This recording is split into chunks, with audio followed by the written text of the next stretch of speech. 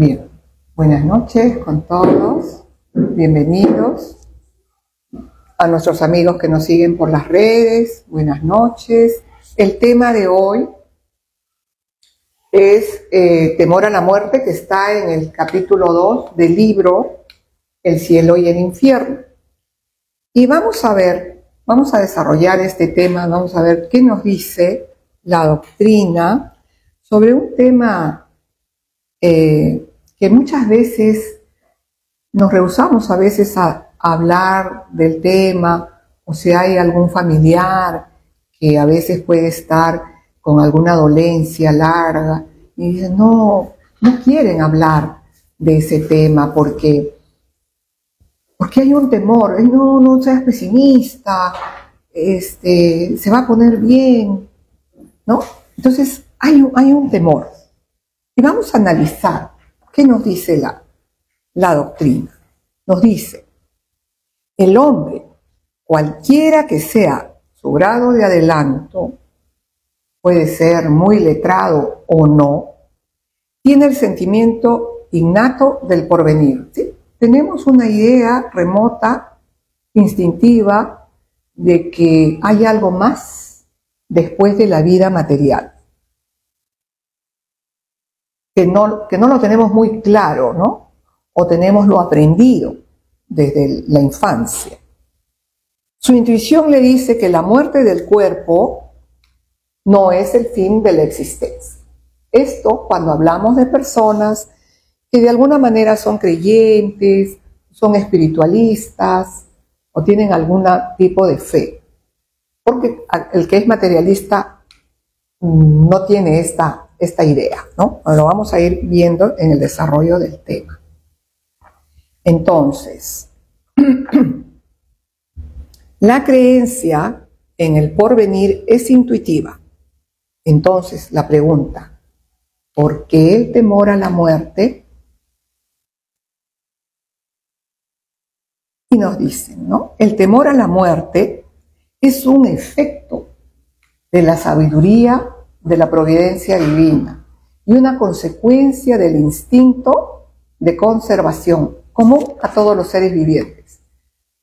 Ese instinto de conservación, ese querer vivir, querer estar, querer quedarnos por nuestra familia, por los hijos, por los nietos, o porque si los hijos están pequeños, etc. Hay siempre un poco de temor, ¿no? Y ese apego. Para los pueblos primitivos, el porvenir solo es una vaga intuición. Aquí nos está haciendo unas comparaciones en cuanto a el progreso de las sociedades, ¿no? Los pueblos que no tienen mucha civilización, instrucción. Es una vaga intuición, como lo hemos visto antes. Más adelante, una sencilla esperanza. Y después, cuanto más esclarecidos estamos, y sobre todo de este tema, es una certeza, pero todavía neutralizada por un secreto apego a la vida corporal, lo que estábamos comentando, ¿no? Esos apegos que tenemos a nuestras cosas, o no hice tal cosa, me falta hacer documentos. Hay esos apegos. Cuando sabemos que se nos puede estar acercando la hora de partir. Entonces, acá la certeza ya es cuando despertamos, ¿no? Cuando estamos más esclarecidos, se caen los velos, ya tenemos mayor conocimiento sobre lo que puede ser la vida futura.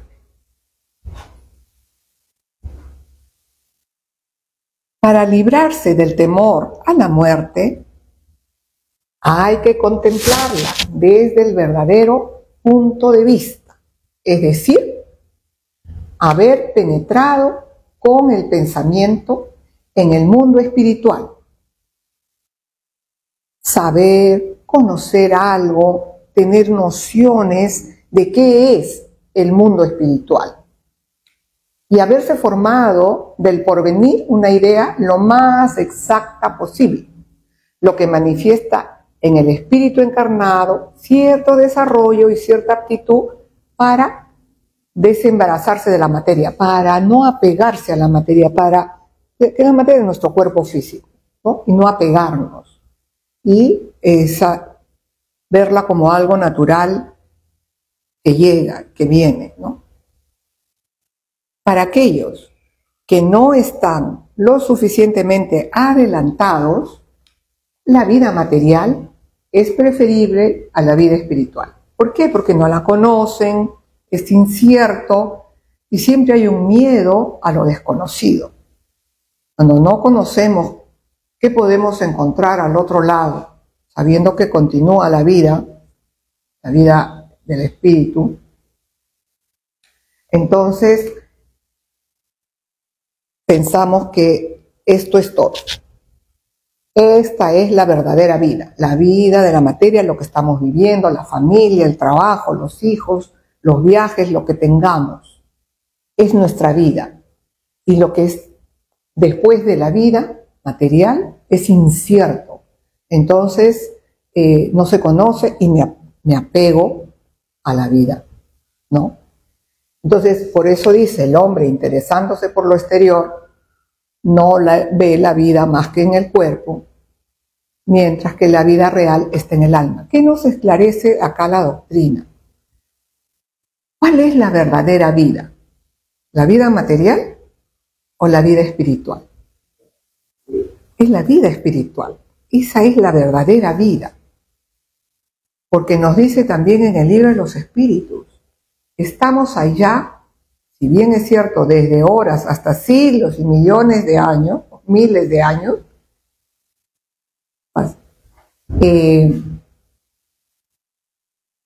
la verdadera vida es la vida del espíritu, porque la vida de la carne es temporaria, porque aquí venimos a dar el examen, aquí venimos a pasar por las pruebas que tenemos que pasar.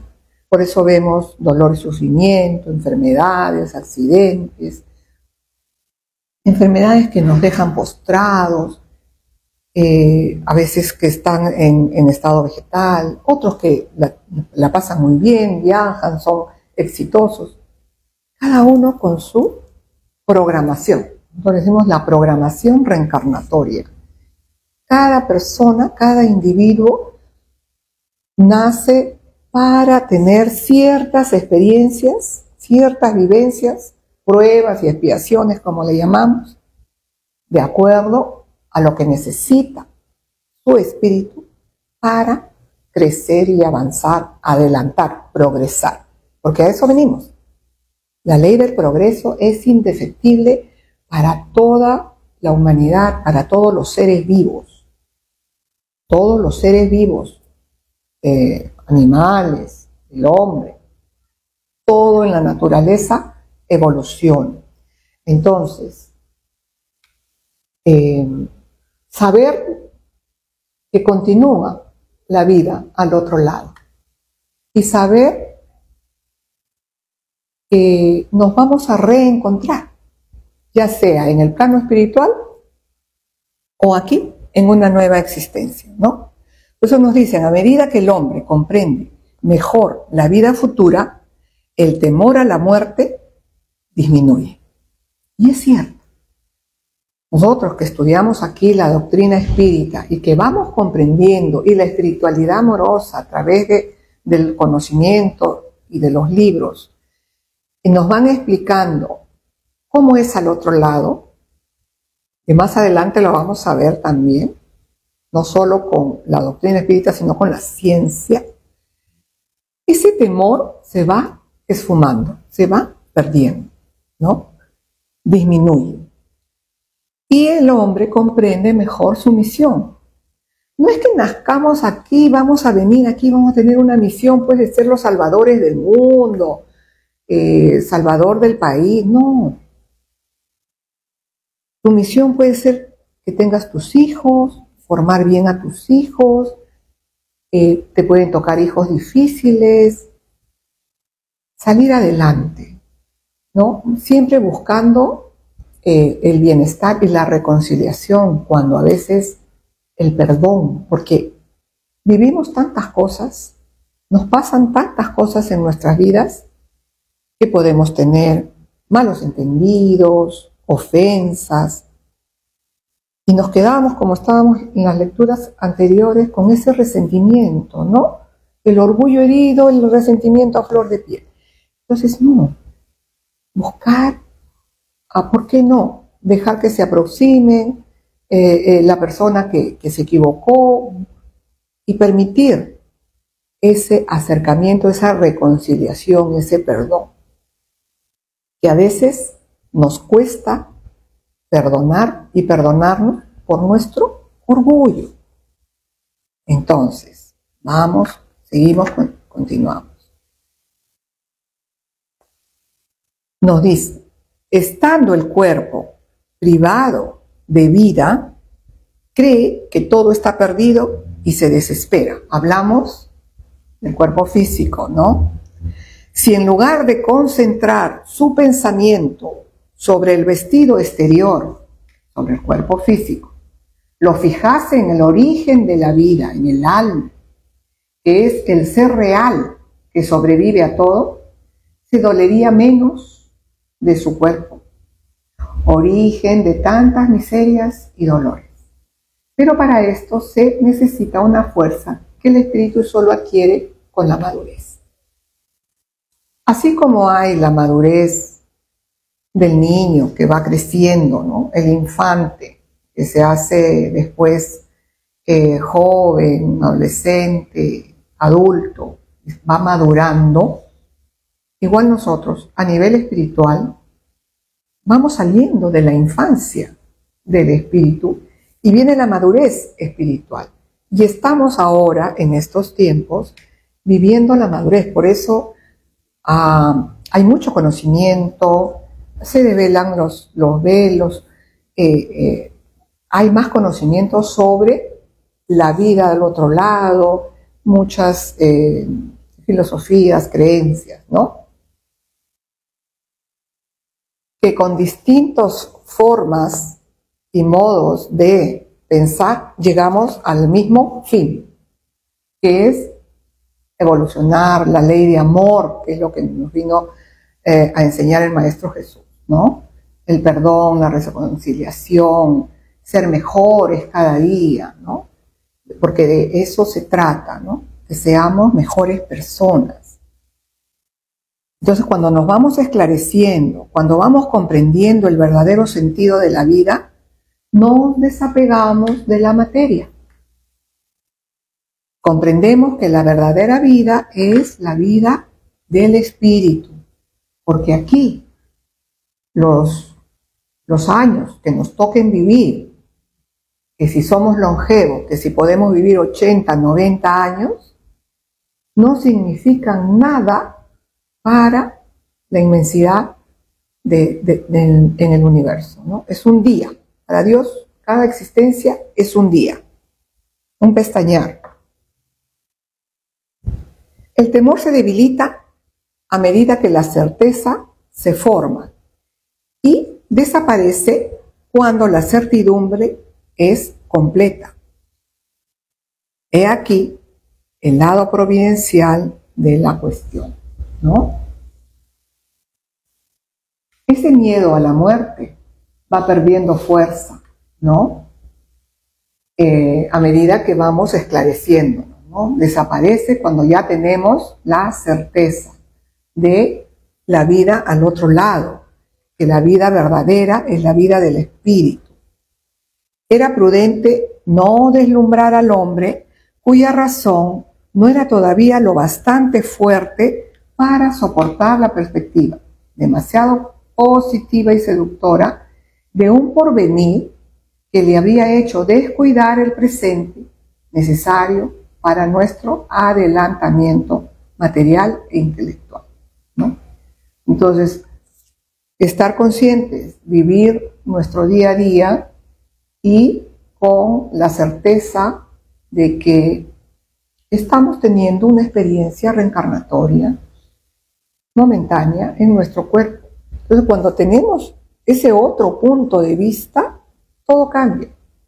Y cuando alguien parte, es doloroso, sí, pero con esa esperanza, con ese consuelo, ¿no?, que nos da la doctrina de que nos podemos encontrar al otro lado. Otra razón que puede ser causante del miedo y el temor a la muerte, lo que nos enseñaron en la niñez. Desde niños nos han enseñado, cuando uno muere, o te vas al cielo o te vas al infierno por siempre, por la eternidad. ¿Qué nos enseña la doctrina? Las penas eternas no existen, porque Padre Dios es tan inmensamente justo y bueno que siempre nos da otra oportunidad y nunca nos va a castigar para siempre. Es como nosotros, que somos padres, el que es papá, el que es mamá. Un hijo se equivocó, no obedeció, hizo mal las cosas. Nosotros le reprendemos, lo corregimos. ¿Y va a ser por toda la vida? No. Siempre viene el perdón, la reconciliación con el hijo. Igual es Padre Dios con nosotros. Entonces, las cosas que nos tocan vivir, así sean duras, no son castigos de Dios. Eso también lo aprendemos, nos esclarece la espiritualidad mayor. ¿Por qué? Porque simplemente nosotros cosechamos lo que sembramos. Somos herederos de nosotros mismos. Entonces, ¿qué nos dicen? Dolor, condenados, tormentos, llamas. Mire, un sinfín de sufrimiento por haber errado en un momento. O sea, nos equivocamos en un momento de nuestras vidas y eso va a dar lugar a que nos condenemos para siempre. Y eso nos dice la doctrina, no es así. Y ahí viene la justicia divina, ¿no? Entonces, claro, ¿qué pasa si ellos se arrepienten? Nada, ya están condenados, ¿no? En esa enseñanza que hemos recibido. Entonces, la doctrina nos dice totalmente todo lo contrario.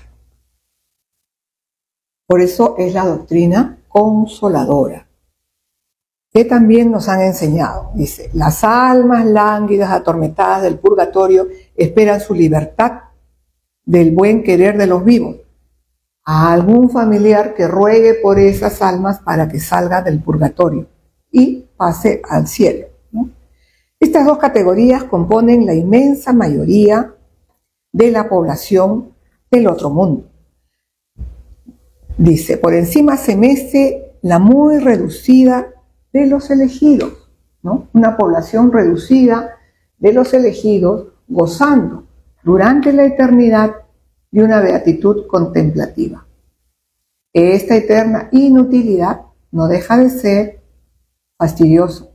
Así se ven en las pinturas, ¿no? Cuando representan los bienaventurados. No es así tampoco, ¿no? Nos dicen las películas espíritas, los libros, hay muchas películas que nos esclarecen sobre esto, ¿no? Cuando estamos al otro lado, estamos en la patria espiritual, porque así se le llama, ¿no? La doctrina, los espíritas, la patria espiritual, la verdadera patria, el verdadero hogar. Tenemos trabajo, no estamos tocando el arpa todo el tiempo. Hay momentos de descanso, el descanso es distinto, pero se trabaja, ¿no? Se recibe a los que llegan, se les atiende, hay muchas labores, muchas labores al otro lado, ¿no? De los que han visto la película Nuestro Hogar y la segunda película, tan bonitas tareas que vienen a ayudar a los encarnados, ¿no? También aquí, por ejemplo, nos hablan del bautizo, ¿no? Cuando ¿qué nos han enseñado? ¿Qué idea tenemos, no?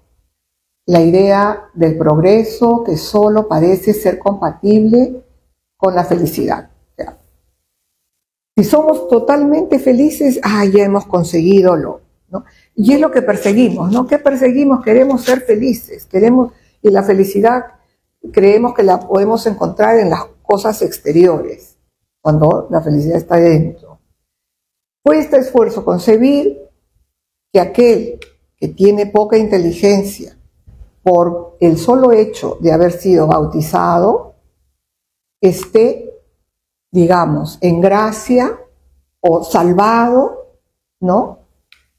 Contra aquel otro que se ha esforzado con su grado de ciencia y moralidad después de largos años de trabajo. Entonces, ahí también se ve la justicia divina, ¿no? Todo es mérito. También aquellos, más adelante lo vamos a ver, ¿no? Aquel que está en sus últimas horas de vida y hace ese acto de contrición, se arrepiente, lo cual está muy bien, que es el primer paso, reconocer los errores, pero dice, si se convierte, ¿no? Si se convierte a Jesús, ya está salvo. La doctrina nos explica que ese es un paso, pero todo lo malo que pudo haber hecho no queda borrado por el solo hecho de convertirse. La ley de causa y efecto, que es parte de las leyes divinas, la ley de reencarnación, la ley de causa y efecto, eso es indefectible. Las leyes divinas son inmutables. Vamos a sufrir si hemos hecho sufrir. Entonces, cuando venimos de nuevo y nos pasan cosas duras y decimos, yo no he hecho nada para merecer esto, es injusto lo que me pasa, es lo que creemos, porque creemos que estamos en esta existencia y no hay nada más. Pero cuando aceptamos y entendemos que la vida es, como dicen, la vida es una sola, es la vida del espíritu, pero con muchas existencias, no, con muchas encarnaciones, porque es el mismo espíritu el que viene tantas veces, como sean necesarias. Entonces, para aprender, para pagar las deudas, para rescatar el daño hecho. Y entonces ahí vamos aprendiendo y vamos progresando, ¿no? Entonces, el bautizo es un sacramento que es válido para aquellos que tienen esa creencia, muy bien, pero no basta, no es suficiente. Y más aún cuando están pequeños, porque no son conscientes. Acá siquiera están haciéndolo a voluntad. Pero no basta, porque no basta decirnos cristianos y no vivir como Cristo nos enseña. Entonces, si no tenemos la vivencia cristiana o procuramos tenerla, que es ama a tu prójimo, practica la caridad, perdona, ten paciencia, sé indulgente con tu prójimo, no señales, no juzgues. Jesús nunca juzgó ni a la mujer adúltera. Entonces, es difícil, pero es lo que nos enseña el Maestro Jesús y es el camino correcto para que nosotros nos ayudemos a nuestro progreso moral y espiritual, psicológico, personal y de toda índole. Si se presenta la muerte, es siempre bajo un aspecto lúgubre, nunca como un sueño de transición, ¿no? Mucho dolor es natural cuando perdemos a un ser querido. No decimos de que no duele, porque lo vamos a extrañar, ya no va a estar más con nosotros. Pero tenemos otra óptica, ¿no? Entonces, cuando nos creemos en nada más, sí, se hace más duro, se hace más sufrible. Entonces, todos esos emblemas representan la destrucción del cuerpo, lo muestran descarnado. Ninguno simboliza al alma desprendiéndose radiante de sus lazos terrenales. ¿Qué nos dice también la doctrina? Nosotros, cada vez que dormimos, como que morimos un poco. ¿Por qué? ¿Qué busca hacer nuestra alma? Alma cuando está encarnada, espíritu cuando está desencarnado. Es lo mismo. Sale, porque como que el espíritu está aprisionado en nuestro cuerpo y busca siempre salir. En nuestros sueños podemos salir, y es más, salimos, a veces no nos acordamos, ¿no? Que es la emancipación del alma, otros le llaman los viajes astrales. Entonces, cuando llega el momento de partir, esa alma sale, cuando no tiene los apegos, ¿no? Sale porque se encuentra libre, liberada de la prisión del cuerpo, porque ya cumplió con lo que tenía que hacer, cumplió con su programa. La salida para ese mundo más feliz únicamente está acompañada de las lamentaciones de los sobrevivientes, como si les sobreviniese la mayor desgracia, como si nunca los fueran a ver. Y más aún, cuando es joven la persona, ¿no? Dicen, qué desgracia, era joven, feliz, y tenía un brillante porvenir. Solemos decir, cuando parten personas jóvenes a corta edad, era todo un profesional, ya se estaba graduando, tenía toda una vida por delante. Sí, pero no sabemos los designios de Dios, porque de repente esa era su programación, vivir pocos años. Era lo que le faltaba vivir, a veces nos faltan pocos años, o se acorta la vida anterior, o nuestro plan está así, te toca partir a los 20, a los 30, a los 40, y no nos queda más que aceptar, ¿no? Entonces, cuando no se tiene esa convicción, hay ese temor, se les da pues un adiós para siempre, ¿no? Y se les llora porque no tienen la esperanza del reencuentro, ¿no? Entonces, pasamos a esta segunda parte. ¿Por qué los espíritas no temen a la muerte? Nos dice, la doctrina espírita varía completamente el modo de mirar el porvenir. La vida futura es una realidad. Ese estado de las almas después de la muerte es un resultado de la observación. El velo se ha corrido.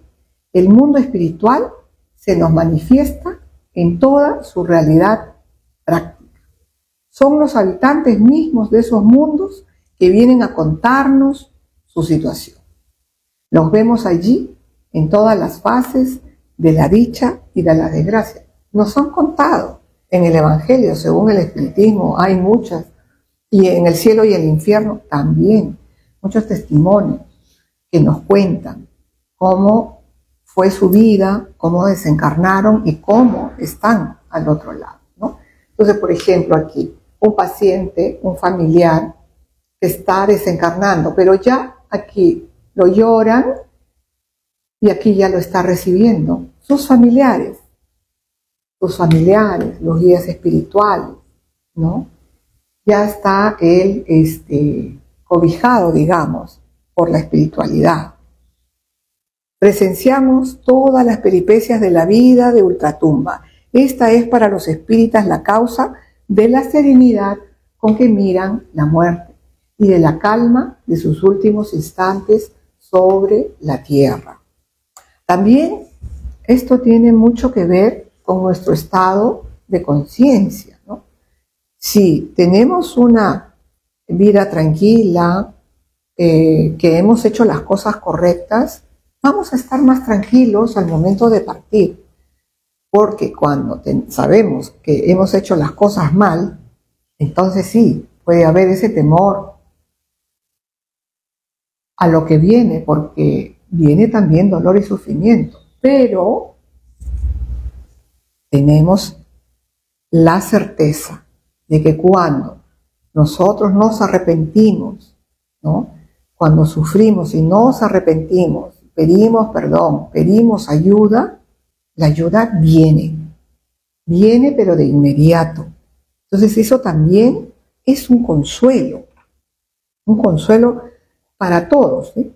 No solo para los espíritus. Lo que les sostiene no es solamente la esperanza, sino la certeza.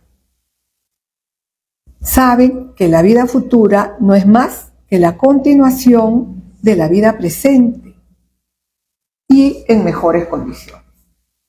En mejores condiciones, porque aquí el cuerpo físico es bastante limitante para el espíritu, ¿no? Y la esperan con la misma confianza con que esperan la salida del sol después de una noche tempestuosa. Tenemos los relatos de los que partieron, que nos cuentan lo bien o lo mal que les va de acuerdo a lo vivido y dan su testimonio de la justicia y la bondad de Dios. Para los espíritus, el alma no es una abstracción. Tiene un cuerpo etéreo que hace de ella un ser definido que el pensamiento abarca y comprende. Este cuerpo etéreo es el periespíritu del que hablamos, ¿no? El periespíritu, que es ese envoltorio del espíritu, porque el espíritu es una chispa, no tiene forma ni tamaño. Y el perispíritu va a amalgamar al espíritu con nuestro cuerpo físico, ¿no? Entonces, ¿y qué nos dice también la doctrina? Que conserva todo el historial de nuestras vidas, ¿no? Es por eso que vamos a tener que tener experiencias en la carne de acuerdo a lo que nos corresponde, a lo vivido, lo bueno y lo malo que hayamos hecho, ¿no?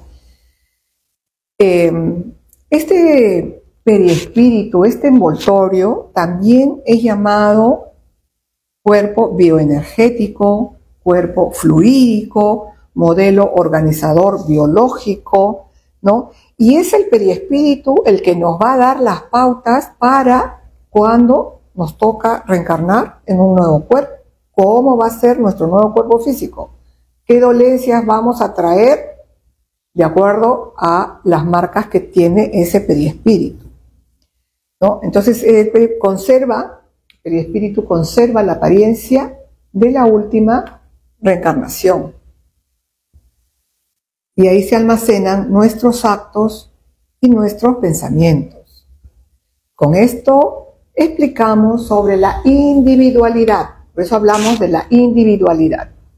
Nosotros somos seres individuales desde que somos humanos y tenemos las distintas experiencias, ¿no? Conservamos nuestra individualidad, sus actitudes y sus percepciones. El recuerdo de aquellos seres queridos descansa sobre algo real y positivo.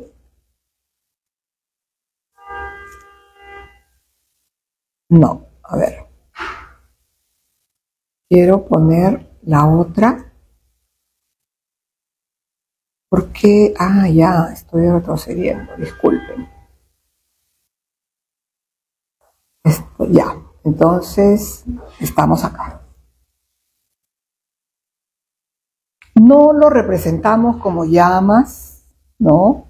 Que nada recuerdan al pensamiento, sino bajo una forma concreta que se manifiesta mejor como seres vivos. Ya están en el mundo espiritual, ¿no? Con sus periespíritus, que están conservando la última apariencia de su última encarnación, ¿no? Además, en lugar de estar perdidos en las profundidades del espacio, están a nuestro alrededor. El mundo corporal y el mundo espiritual están en perpetuas relaciones y se asisten mutuamente, no cabiendo ya duda sobre el porvenir. El temor a la muerte no tiene razón de ser. Se la ve venir con serenidad como liberadora como la puerta de la vida, no de la nada. No es que no haya nada, hay vida al otro lado, ¿no? Y es la liberación del espíritu. Entonces, es por eso que decimos, el temor a la muerte, ya la muerte se ve con otros ojos, con otro punto de vista, como una esperanza, como un consuelo, no como algo que ya no nos vamos a ver nunca más. Sabemos que van a estar al otro lado, sabemos que en cualquier momento que ellos quieran, se van a comunicar con nosotros, nos van a buscar. ¿Cómo nos podemos comunicar con nuestros seres queridos que ya partieron? En los sueños. Me soñé con la mamá, con la abuela, el tío, el primo que partió. La espiritualidad propicia esos encuentros, porque los afectos, el amor, no se cortan, continúan, ¿no? Esos afectos continúan, los buenos y los malos. Por eso procuremos siempre estar en buena sintonía, en bien, ¿sí? ¿Y qué nos dice acá la doctora? Deben haber oído de la doctora Elizabeth Kubler-Ross, una médica y psiquiatra. Ella ya desencarnó, pero ella estuvo años atendiendo a pacientes moribundos y estudió muchos casos de experiencias cercanas a la muerte, pacientes que ella ha tenido que parecían que habían partido y volvían. Entonces no habían muerto, no habían desencarnado, ¿no? Regresan y cuentan cómo lo que vieron, lo que sintieron al otro lado, y cosas maravillosas que ni querían volver. Entonces nos dice, el trabajo de la doctora nos confirma que la muerte es un pasaje hacia otra forma de vida y nos hace comprender que la experiencia de la muerte es casi idéntica a la del nacimiento, puesto que se trata del inicio de otra existencia, el paso a un nuevo estado de conciencia. Así como nosotros esperamos a un bebé que va a nacer con mucha alegría, con mucha expectativa y lo recibimos con mucho amor, al otro lado también están esperándonos para recibirnos cuando nos toca partir. Su trabajo ayudó a revolucionar el cuidado de los enfermos terminales, ayudó a cambiar las actitudes hacia el control del dolor y de la muerte misma. Entonces vamos viendo, ella científica, no es espírita, no fue espírita, pero científica, y vemos como la ciencia y la doctrina, lo que nos dicta la espiritualidad, se van correlacionando, van coincidiendo, ¿no? Se corrobora con lo que nos dice la espiritualidad, ¿no? Entonces, es esto, ¿no? Y para terminar, la doctora nos hablaba de 5 fases del duelo, ¿no? La negación, la no aceptación, después la ira, hasta que viene la resignación y la aceptación, al final. Estudió mucho el proceso, eso se llama la tanatología, ¿no? ¿Y qué nos dice aquí el espíritu de Ana Fuentes de Cardona a través de la mediunidad de Jorge Berrío? En el libro Reflexiones Espíritas, dice, ante el duelo, los que parten por las puertas de la muerte del cuerpo ya cumplieron un ciclo corporal y vendrá otro, porque Dios nos ama y lo demuestra, dándonos la oportunidad de aprender a educarnos. El que partió no murió, solo viajó hacia el país de los inmortales. La muerte en verdad no existe, es también lo que nos aprendemos en la doctrina. Porque la muerte es solo del cuerpo físico, pero nosotros continuamos vivos al otro lado. Entonces, cuando nos toca partir, simplemente orar y ayudar para que esa transición, porque hay una transición cuando uno desencarna, un periodo de turbación del espíritu, de confusión del espíritu, sea lo más corto posible para poder trascender. Entonces, ¿qué hacemos nosotros? Se ora mucho por el que partió y por la familia que queda, pero por el que partió, ¿para qué? Trascienda, para que trascienda. ¿Y qué nos dice Joana en el libro Vida Feliz a través de la mediunidad de Divaldo? Nos dice, piensa en términos de la vida eterna. La muerte es tan solo un vehículo para el cambio de domicilio. Todo se transforma. El ser espiritual que en él habita transitoriamente en el cuerpo físico, transitoriamente lo deja para asumir su realidad estructural. La realidad es la verdadera vida del espíritu libre del cuerpo, ¿no? Entonces, ¿qué nos dicen aquí? Nos consuelan, ¿no? Porque cada experiencia reencarnatoria es un pestañear, un día, y venimos para propiciar nuestro avance, a pagar las deudas, a hacer el rescate, a perdonar. Si alguien nos hirió, perdonemos. Si nosotros ofendemos, pidamos perdón, pidamos disculpas. Porque hay personas que se pueden pasar encarnaciones enteras y no pueden perdonar. Les cuesta mucho perdonar. Y eso las enferma. Las enferma. Como dice un sabio, el resentimiento, ¿no? La falta de perdón, hasta el odio. Dice, es que uno, si yo estoy con falta de perdón, tomo el veneno y espero que mi enemigo se muera. Y yo estoy tomando el veneno. Porque nos enferma el resentimiento y la falta de perdón, nos enfermamos, somatizamos, hasta cáncer nos da. Nos enfermamos de cualquier cosa, nos da gastritis, ¿no? Porque no estamos en armonía, ¿no? Entonces, ¿a qué todo esto, no? No solo el no tener miedo a la muerte, no solo saber que somos espíritus inmortales, que vivimos una experiencia, vivamos lo mejor posible, hagamos todo el bien que podamos, porque nosotros somos herederos de nosotros mismos. Entonces, vamos a cosechar lo que sembremos, ¿no? Entonces, sembremos afectos, cariño, solidaridad, perdón, ayuda, tolerancia, paciencia, y eso volverá de vuelta. Vendrá de vuelta en una próxima existencia. Y cuando nos toque partir, no la pasaremos tan mal.